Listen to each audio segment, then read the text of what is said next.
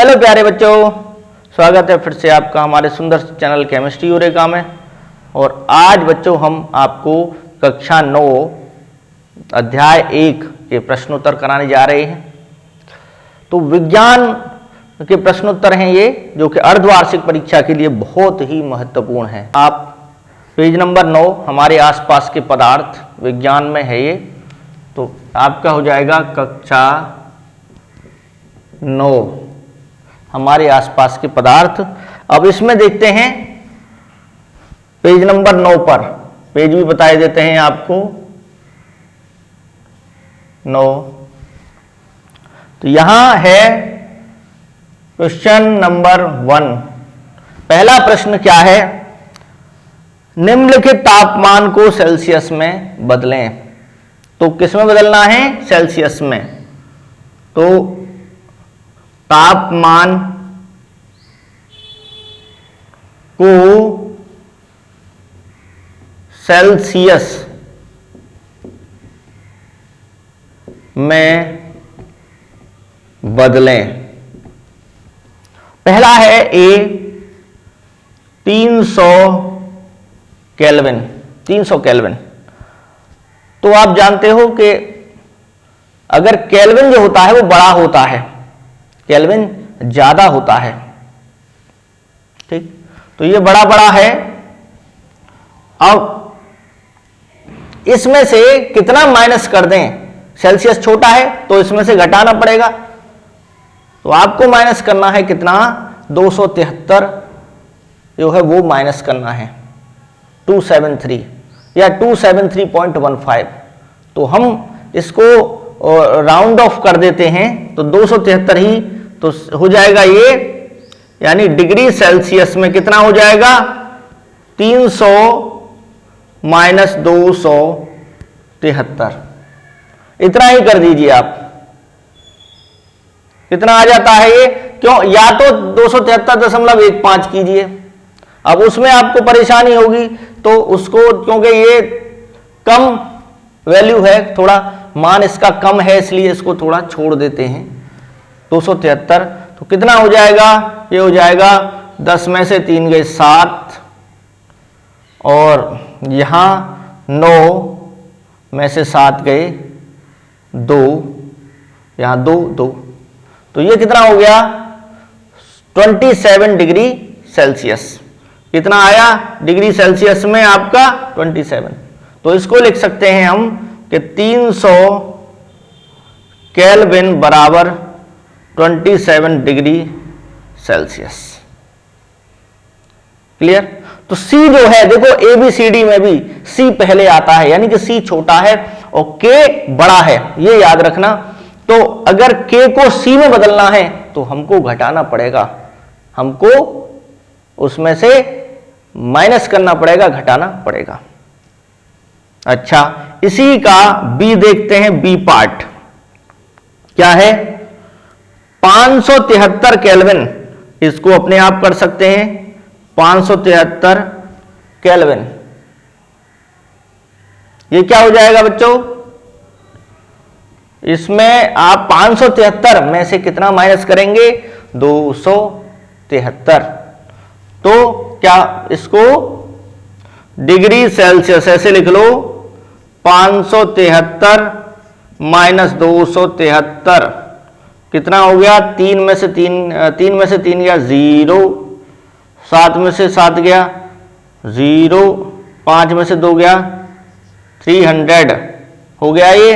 तो हम लिख सकते हैं 573 केल्विन बराबर 300 डिग्री सेल्सियस। क्लियर हो रहा है? तो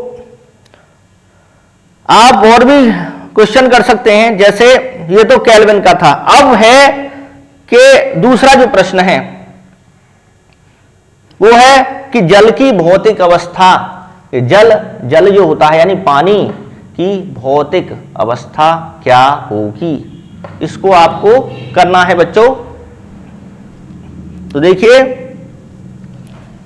यहां इसको हम रफ किए देते हैं, यहां से हटाए देते हैं और शुरू करते हैं दूसरा प्रश्न। ये हो गया क्वेश्चन नंबर 2। जल की भौतिक अवस्था, जल की भौतिक, फिजिकल स्टेट बोलते हैं इसको। जैसे ही भौतिक अवस्था जानते हो, ठोस, द्रव, गैस, सॉलिड, लिक्विड, गैस, ये होती हैं भौतिक अवस्था। अब आपको पता है जल जो होता है वो द्रव अवस्था में भी होता है, ठोस अवस्था में भी होता है, वो गैस अवस्था में भी होता है। जैसे बर्फ बन जाती है जब ठंड पड़ती है, या आप फ्रिज में, फ्रीजर होता है, फ्रिज, ठंडा पानी पीने का मन करता है तो कहाँ रखते हैं पानी को, उसमें, किसमें, फ्रिज में, कि ठंडा पानी निकालो गर्मी में, तो वहां क्या है, ठंडा हो जाता है और वहां बर्फ भी जम जाती है।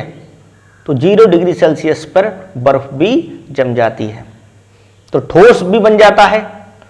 और जल द्रव, अगर बहुत ज्यादा कम तापमान नहीं है, अगर आपने फ्रीजर में नहीं रखा है और बाहर, तो देखा होगा नल से जब पानी खींचते हैं तो वो द्रव अवस्था में होता है।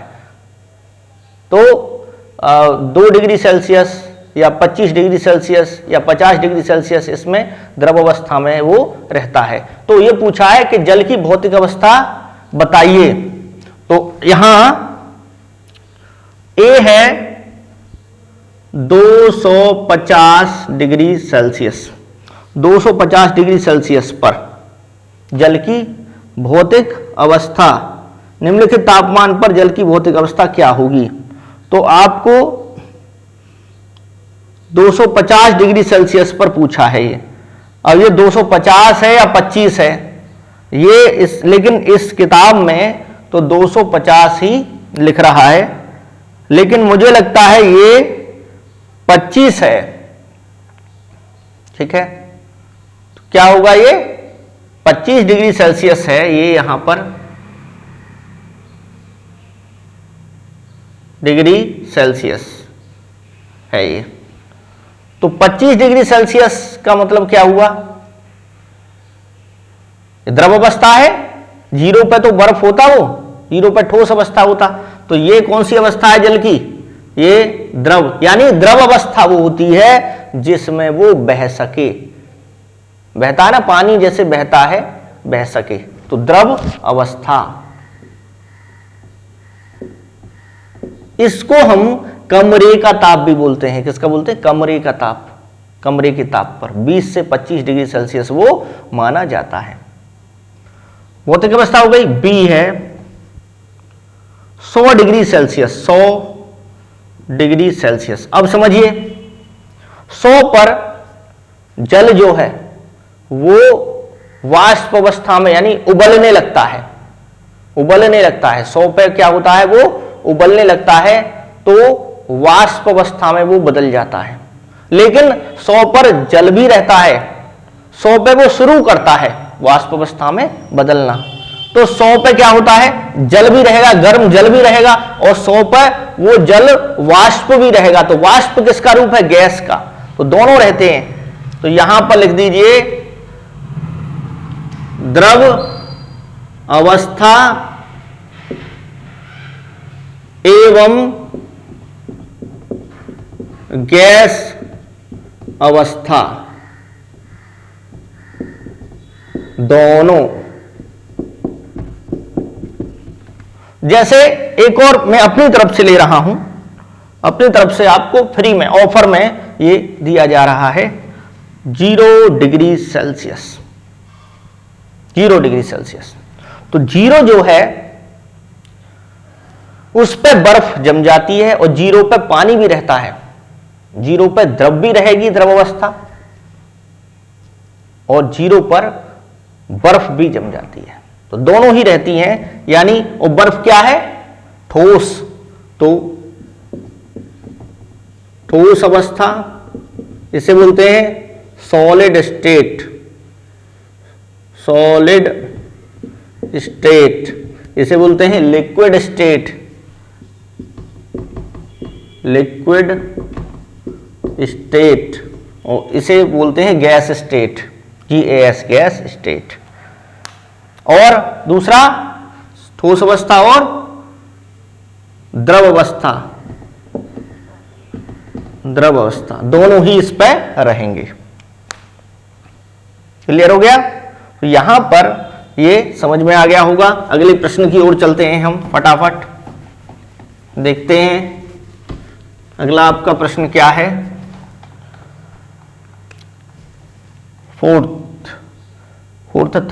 थर्ड है, किसी भी पदार्थ की अवस्था परिवर्तन के दौरान तापमान स्थिर क्यों रहता है? किसी भी पदार्थ की अवस्था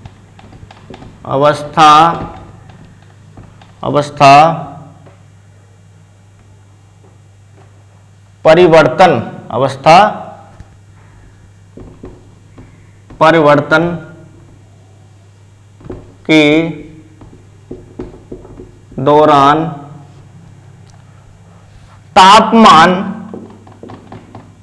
तापमान स्थिर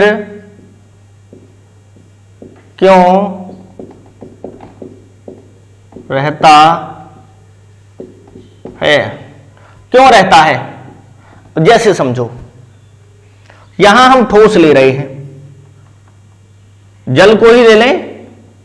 जल में क्या है? जल में जो जल के अणु होते हैं वो आपस में बहुत पास पास होते हैं। ये बर्फ, ठोस ले रहे हैं, बर्फ किसका रूप है? ठोस का। तो यहां हम ये ले रहे हैं, बहुत पास पास है। अब ये अणु और बना लो बड़ा, ये तो अपने हाथ की बात है, चौक है हमारे, ये मार्कर है, बोर्ड है, तो कितना भी इसको बड़ा बना सकते हैं। ये बर्फ है, ठोस अवस्था है। अब इसका जो ताप है वो कितना होता है? 0 डिग्री सेल्सियस। और यहां से इसने कहीं से ऊष्मा ली होगी, या तो वातावरण से, जैसे आप रख दो बर्फ को फ्रिज में से निकाल के रख दो, तो क्या होता है? फ्रिज में से निकाल के जब बर्फ को रखते हो आप, तो क्या होता है? तो वो बहने लगता है, द्रव अवस्था में आ जाता है। तो कुछ ना कुछ ऊष्मा उसने बाहर से ले ली, तो क्या हुआ? होगा क्या? होगा ये इसमें कि ये बहने लगेंगे, दूर दूर हो जाएंगे, थोड़ा क्या हो जाएंगे?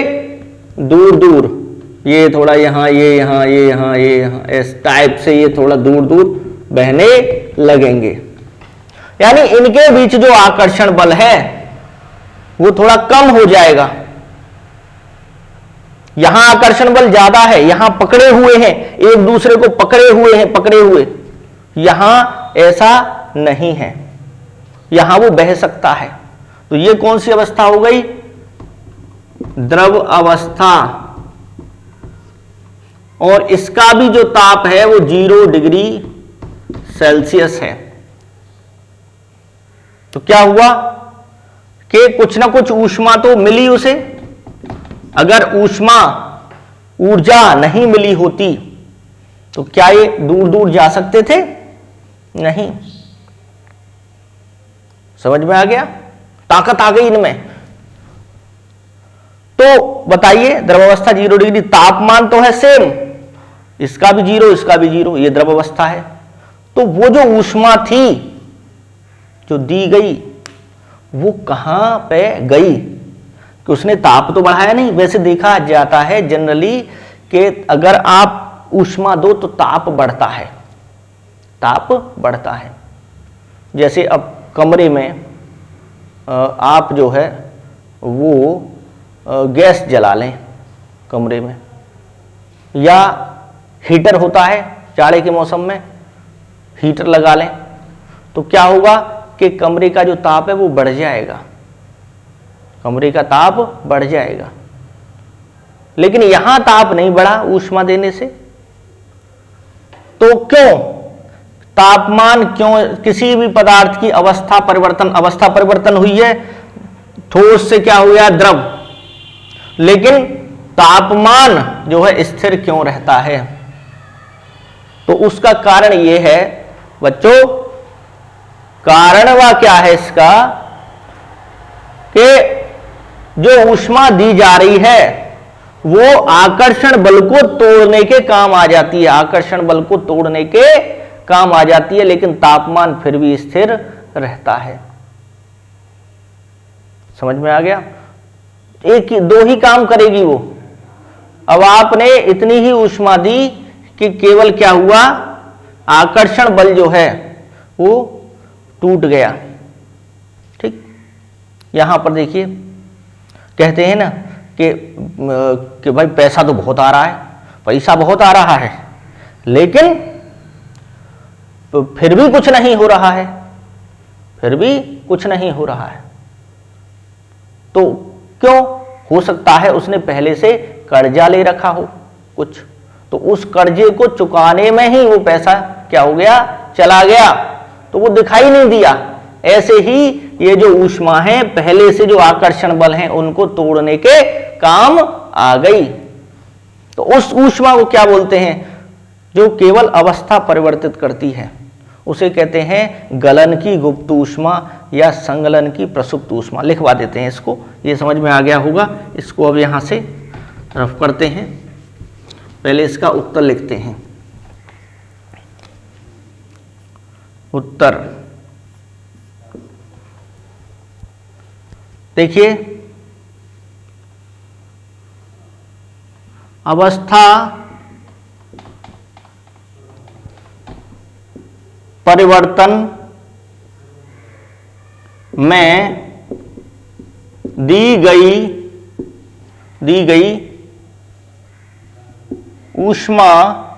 ऊष्मा पदार्थ के कणों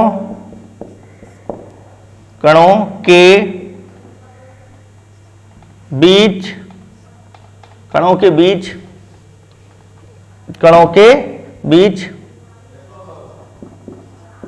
आकर्षण बल को तोड़ने में काम आ जाती है। ठीक है, जो आकर्षण बल है उनको ही तोड़ने में काम आ जाती है, जिससे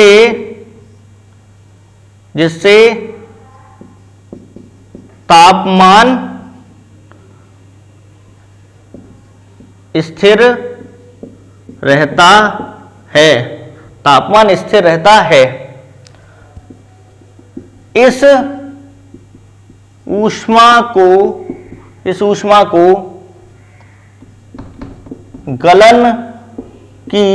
गलन की गुप्त ऊष्मा या संगलन की प्रसुप्त ऊष्मा कहते हैं। समझ में आया? अब इसकी परिभाषा भी पूछी जा सकती है। इसकी जो परिभाषा है वो भी आपसे पूछी जा सकती है कि गलन की गुप्त ऊष्मा या संगलन की प्रसुप्त ऊष्मा ये क्या होती है। तो देखो, 1 किलोग्राम ठोस है, वायुमंडलीय दाब पर 1 किलोग्राम ठोस को उसके गलनांक पर ये 2 होती हैं। इसे गलन की गुप्त ऊष्मा या एक वाष्पन की गुप्त ऊष्मा भी कहते हैं। इस ऊष्मा को गलन की गुप्त ऊष्मा या संगलन की प्रसुप्त ऊष्मा कहते हैं। ये कब ली गई है? हमने ये ली गई है तब जब ठोस ले रहे हैं। हम क्या ले रहे हैं? ठोस। तो ये ठोस के लिए है, याद रखना। ये जो है गलन गलता कौन है? ठोस। संगलन यानी कि ये दोनों एक ही है, गलन या संगलन। तो ये ठोस के लिए है। किसके लिए है? ठोस के लिए। समझ में आ गया? इसको याद रखना। तो क्लियर? अगर आप द्रव ले रहे हैं, पहले से द्रव ले रहे हैं और उसे गैस में बदल रहे हैं, तो वहां होगा वाष्पन की गुप्त ऊष्मा या वाष्पन की प्रसुप्त ऊष्मा। ठीक, समझ में आ गया? तो इसको यहां से रफ करते हैं हम। एक प्रश्न आपके लिए है और उसे खुद आप लिख सकते हैं बच्चों। एक प्रश्न आपको दे रहे हैं, इसको यहां से रफ कर रहे हैं। देखो क्या है कि गलन की गुप्त ऊष्मा या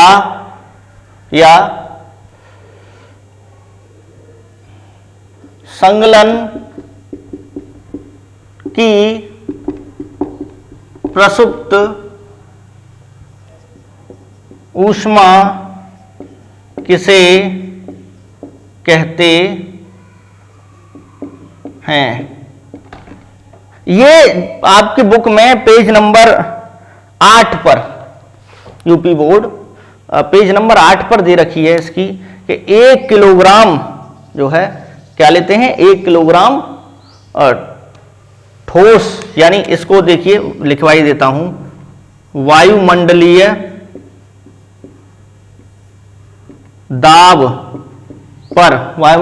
पर 1 किलोग्राम ठोस को उसके गलनांक पर द्रव में बदलने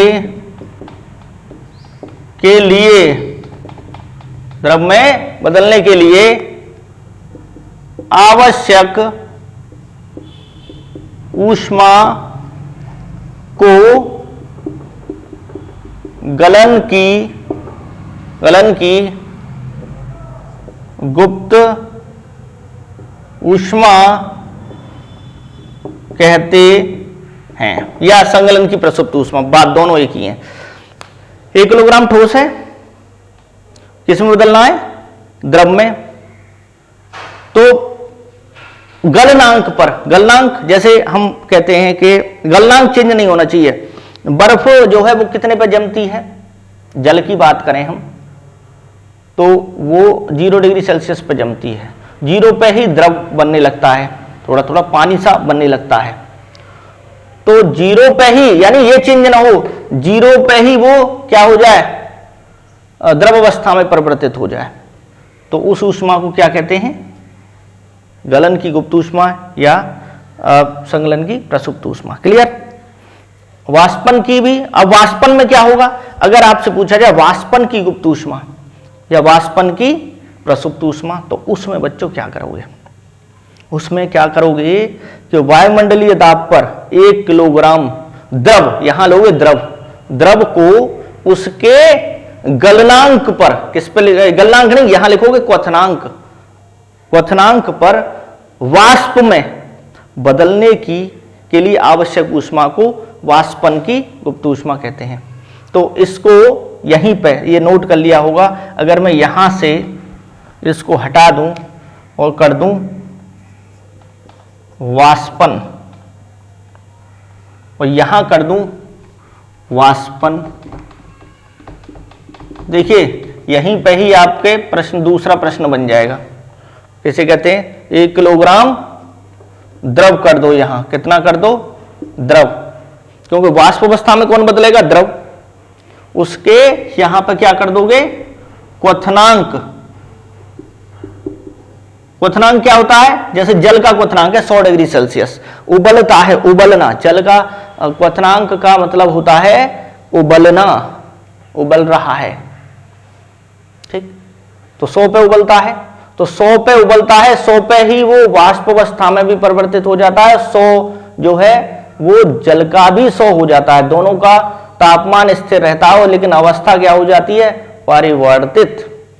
पर अब यहां क्या है, द्रव है, तो द्रव से किस में बदलेगा, वो वाष्प में, वाष्प में बदलने के लिए आवश्यक ऊष्मा को वाष्पन की गुप्त ऊष्मा या वाष्पन की प्रसुप्त ऊष्मा इसको कहते हैं। प्रसुप्त का देख लेते हैं, प्रसुप्त जो है सही लिखा है, सही है, ठीक। तो ये आपका हो गया, ये प्रश्न हो गए। चौथा क्वेश्चन और देखते हैं, इस जो पेज पर क्वेश्चन पेज नंबर 9 पर जो है इनको तो करा ही देते हैं, तो इसको यहां से बच्चों रफ किए देते हैं।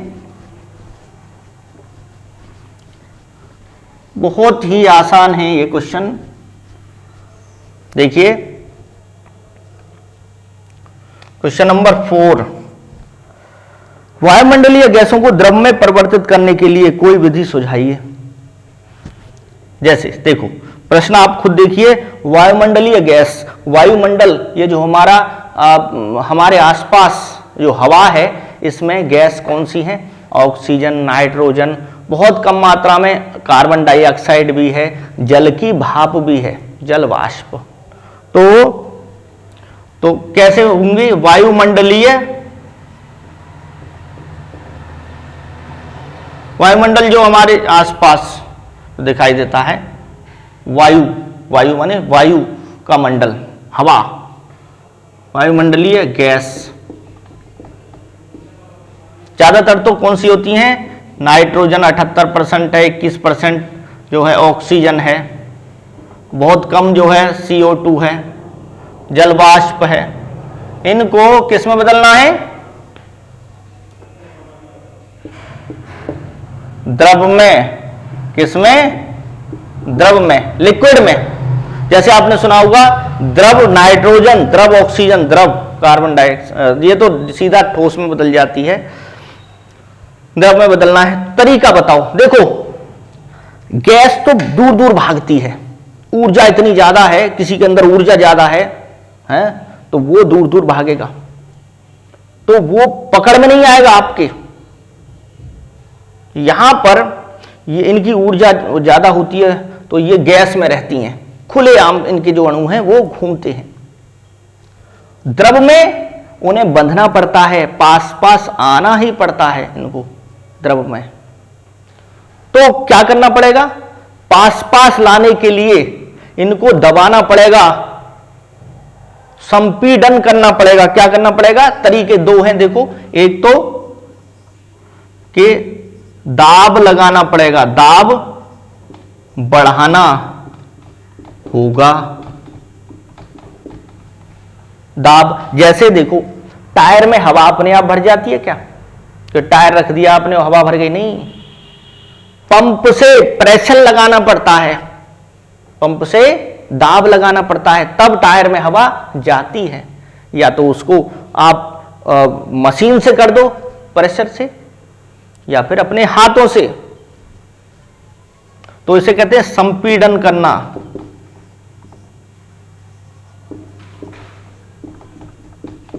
दाब लगाना। दूसरा है ताप। ये देखा होगा आपने कि फ्रिज में द्रव भी जो है ठोस में बदल जाता है, तो तापमान कम करना पड़ेगा। ताप बढ़ा दोगे गैस दूर दूर जाएंगी, तो ताप जो है, ताप घटाना होगा, ताप कम करना होगा। तो दो चीजें हैं, अधिक दाब और कम ताप, यानी ठंडा करना होगा फ्रीजर में, बड़े बड़े फ्रीजर। ये नहीं है कि घर का फ्रिज जो है इसमें जो है हवा को भर के रख दिया सिलेंडर में ना, बहुत ज्यादा ताप कम करना पड़ेगा, माइनस में वो अधिक दाब, बहुत ज्यादा अधिक जो है दाब लगाना पड़ेगा, तब ये होंगी। तो ये दो तरीके हैं बच्चों। ये क्वेश्चन आपको कैसे लगे? और हम भूल गए आपको कि चैनल को सब्सक्राइब कृपया जल्दी से कर दें और वीडियो को शेयर करें, ज़्यादा से ज़्यादा लाइक भी करें और सब्सक्राइब करना तो भूलें नहीं, और बेल आइकन को प्रेस करें, जिससे कि आपको नोटिफिकेशन, क्योंकि हर अर्धवार्षिक परीक्षा की तैयारी हम आपको करा रहे हैं, किस प्रकार के प्रश्न, और आपकी अगले साल बोर्ड की परीक्षा 10th में आएगी, उसकी भी तैयारी होगी। ठीक बच्चों, धन्यवाद। जय हिंद, जय भारत, वंदे मातरम।